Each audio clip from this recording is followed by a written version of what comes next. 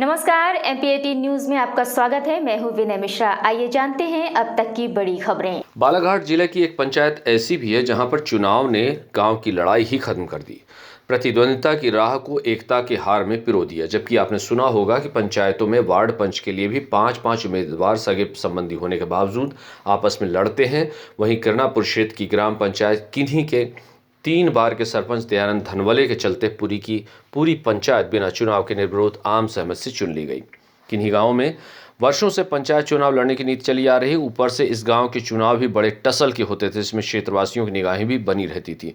उस परंपरा को तोड़ते हुए इस बार सरपंच दयानंद धनवले के त्याग और गांव के सामाजिक समरसता, भाईचारे को कायम रखने की उनकी सोच के चलते इस बार एक नया इतिहास बनाने की ग्राम पंचायत की नींव उस ओर बढ़ चुका है। चुनाव की तिथि करीब आते आते गांव में बहुतों जगह प्रत्याशियों का आमना सामना होता है, जिसमें टकराहट भी देखने को मिलती है। किंतु चुनाव हारने जीतने का मलाल ऐसा कि प्रत्याशी जिंदगी भर रंजिशें पाला बैठा रहता है। इन सबसे दूर एक गांव में सब एक दूसरे से मिलकर रहे, आपसी प्रेम भाव बना रहे। इसलिए सरपंच दयानंद धनवले ने पूरे ग्रामीणों को बुलाया और युवा छविलाल नागेश्वर को सर्वसम्मति से सरपंच पद का इकलौता प्रत्याशी पंचायत सभागार में घोषित कर दिया। चूंकि गांव में सरपंच का 1 पद और दावेदार 5 थे, उन्हें सरपंच दयानंद धनवले ने कहा कि हम सब अगर मिलकर पंचायत को विकास की ओर बिना रुकावट के ले जाएंगे तो पंचायत के कामों में दिक्कत नहीं आएगी और इसके साथ ही सबको आगे बारी से मौका दिया जाएगा। गांव वालों की मंजूरी के बाद ऐसा किया जाएगा। इस फार्मूले से बाकी प्रत्याशियों को सरपंच दयानंद धनवले ने मना लिया। बालाघाट से हमारे ब्यूरो रिपोर्टर कृष्ण कुमार लिल्हारे की रिपोर्ट।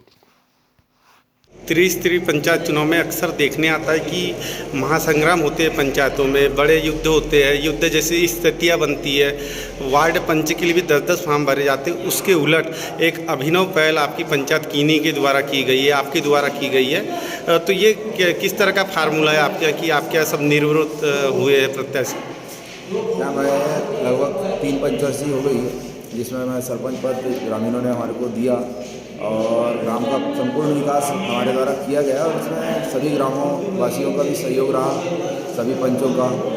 तो अब जब आरक्षण की बात आई तो आरक्षण में उसके बाद में फिर पुनः 5-6 प्रत्याशी और लाइन में आए। मैंने एक दिन दिमाग ऐसे ही सोचा कि यार क्यों ना एक पहल की जाए कि एक निर्विरोध हो जाए। और निर्विरोध तब होगा जब जो प्रत्याशी होता है अगर वो सभी लोगों को समझाए कि भाई अगर आप कोई भी अगर एक तैयार होते हैं तो एक निर्विरोध की पहल मैंने किया है। उसमें देखने आया कि 5 प्रत्याशी थे सामने।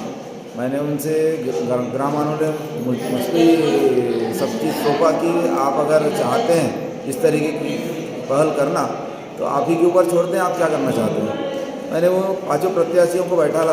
मैं बोला इस तरीके से हम अगर करें कि चाहे तो पूरा वार्ड और सरपंच तो एक हमारी एक पंचायत जो होगी उसका एक नाम होगा और किन्हीं का नाम होगा। तो सभी ने मेरी बातों को रखा कि आप जिसको भी बोल दें। वो तो ये भी तैयार थे कि आप ही हो जाइए, लेकिन मैंने सोचा कि हम अगर मैं उनको बैठा लाऊँ और मैं स्वयं बोलूँगा कि मैं ही हो जाता हूँ।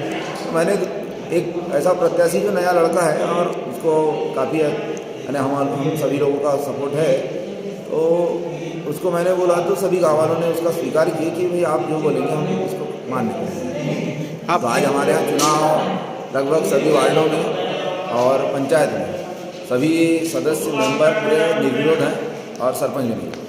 आप 3 बार के विजेता रहे, सरपंच रहे, यहाँ आपके द्वारा विकास कार्य कराए भी गए बहुत सारे। लेकिन ऐसा क्या हुआ कि आपने किसी को समर्थन देना उचित समझा और आपके समर्थक क्या इस बारे में उनकी क्या राय है? हाँ, समर्थक तो काफ़ी नाराज़ है, लेकिन उनको जब समझाया मैंने कि हमको काम करना है किन्हीं के लिए, किसी व्यक्ति विशेष का काम नहीं है, तो तब बहुत मुश्किलों से सभी समझे हैं कि हमको लड़ना ही है। लेकिन मैंने जब समझाया तो सभी ने हमारा सहयोग किया और तैयार। आपका नाम क्या? दयानंद धनवले, ग्राम पंचायत किन्हीं। ये थी अब तक की खबरें। नई खबरों के लिए बने रहिए हमारे चैनल के साथ। और अगर आपने हमारे चैनल को अभी तक सब्सक्राइब नहीं किया है तो प्लीज़ इसे लाइक कीजिए, शेयर कीजिए, सब्सक्राइब कीजिए। नमस्कार।